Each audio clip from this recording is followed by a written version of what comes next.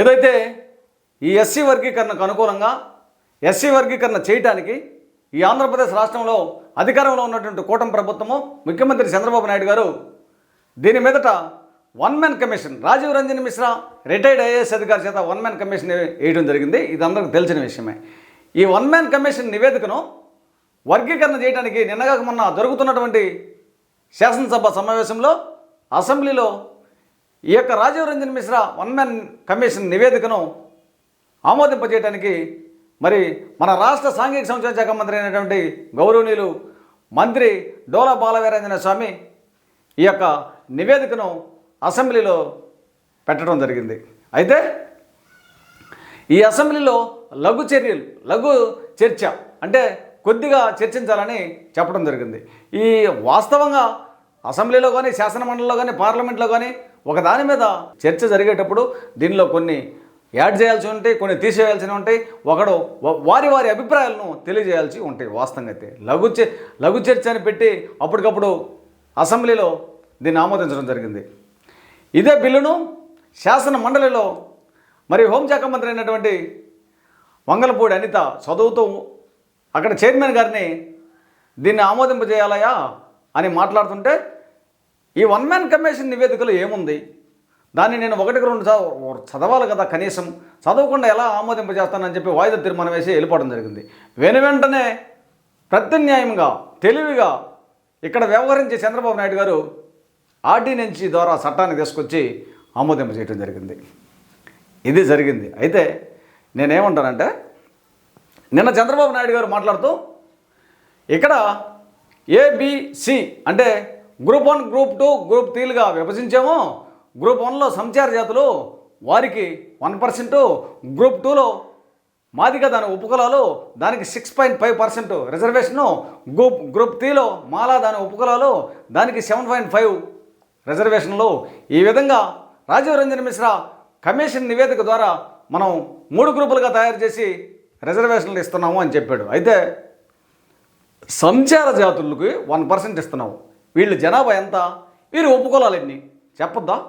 మాదిగా దాని ఉపకులాలు ఎన్ని, వారి జనాభా ఎంత లెక్క చెప్పరా? వారికి 6.5 ఇస్తున్నాను అన్నావు. ఆ తర్వాత మాల దాని ఉపకులాలు, మాల కులంలో వారి జనాభా ఎంత, వారి ఉపకులాలు ఎన్ని, వారికి 7.5 ఇస్తానంటున్నావు. ఇవన్నీ చెప్పరా? ఈ రాజీవ్ రంజన్ మిశ్రా కమిషన్ నివేదికలో ఏముంది, అసలు ఎన్ని పేజీలు రాశాడు ఈ నివేదికలో, ఈ నివేదికలో ఏముంది, ఇవన్నీ ప్రజలకు తెలియజేయాలి కదా. మీరు అదేమన్నా సీక్రెట్ లెటరా లేకపోతే లవ్ లెటరా? ఎందుకు దాన్ని మభ్య పెడుతున్నారు?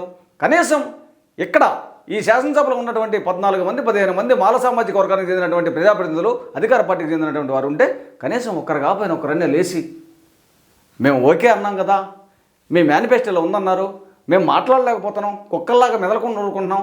కానీ ఈ రాజీవ్ రంజన్ మిశ్రా కమిషన్ నివేదికలో ఎన్ని పేజీలు ఉన్నాయి? ఈ యొక్క సంచార జాతుల్లో జనాభా ఎంత, మాదిగ ఉపకులాల జనాభా ఎంత, మాల ఉపకులాల జనాభా ఎంత, వీరికి మరి ఎన్ని ఉపకులాలు, వీరికి ఎన్ని ఉపకులాలు, వీరికి ఎన్ని కులాలు, వాట్ ఈజ్ వాట్ అని జనాలకు తెలియజేయాలా?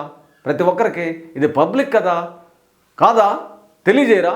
తెలియజేయకుండా ఇష్టానుసారంగా మీరు ఆమోదింప చేసుకొని చట్టం ఆర్డినెన్స్ ద్వారా దొడ్డిదారిన ప్రయత్నం చేసుకునే విధంగా చేస్తారా?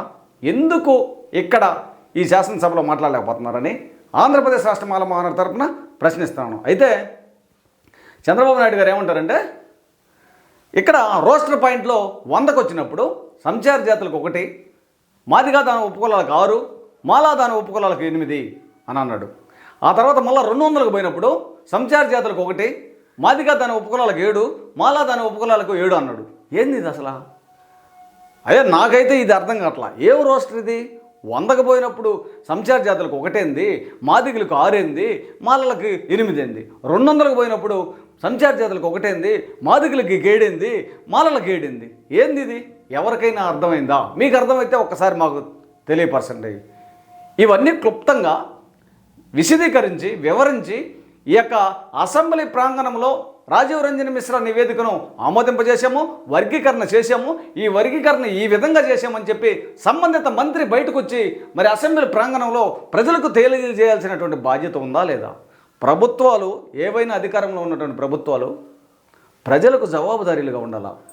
ఈరోజు ఈ బిల్లు ఆమోదింపజేశాము, ఈ బిల్లులో ఏముంది, ఏం జరిగింది ప్రజలకు తెలియజేయాలా. ప్రజలకు తెలియజేయకపోతే ఎవరికి తెలియజేస్తారు మీరు చెప్పరా? ఇది బాధ్యత కాదా? మీ బాధ్యత కాదా? మీది ఎవరి బాధ్యత? ఎవరు చెబుతారు మాకు? సరే ఇది తీసి ఇది మీ ఇష్ట ప్రకారం చేసుకున్నారు. సరే దాన్ని ఏం చేయాలో న్యాయపరంగా మాకు తెలుసు. మేము న్యాయస్థానాలను ఆశ్రయిస్తాం, న్యాయపరంగా పోరాటాలు చేసుకుంటాం. అది తీసి పక్కన పెట్టు. ఇక్కడ వాస్తవంగా ఈ దేశంలో ఈ రాష్ట్రంలో కాదు, బాబాసాహెబ్ డాక్టర్ బిఆర్ అంబేద్కర్ గారు ఆ రోజు ఏం చేశాడు? 1264 జాతులను ఏకం చేసి ఒక షెడ్యూల్డ్గా తయారు చేసి 59 ఉపకులాలను ఒక షెడ్యూల్డ్ కులం చేసి మీరు అంటరానితనము, అస్పృశ్యత, వివక్షత అనుభవించినటువంటి కులాలను ఒక షెడ్యూల్డ్గా చేసాము. వీరినే షెడ్యూల్డ్ క్యాస్ట్ అని ఎస్సీ కులాలని అంటారు అని చెప్పడం జరిగింది. అయితే ఇక్కడ ఏం జరుగుతుంది? నిన్న అసెంబ్లీలో అదే తీర్మానం ఏం చేశారు? ఏకసభ్యంగా తీర్మానం చేసి పడారు.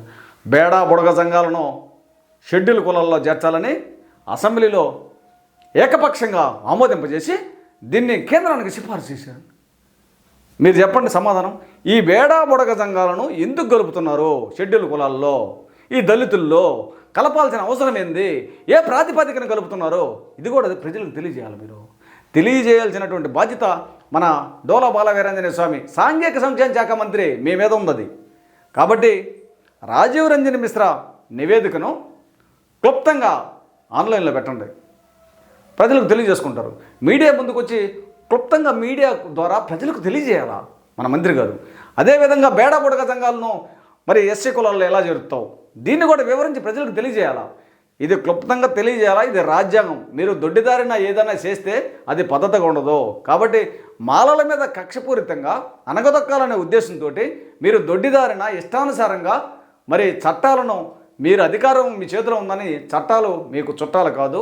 కాబట్టి దీన్ని పూర్తిగా ప్రజలకు తెలియజేసే విధంగా చేయాలని ఆంధ్రప్రదేశ్ రాష్ట్ర మాల మహానాడు తరఫున మీకు తెలియజేస్తున్నాను.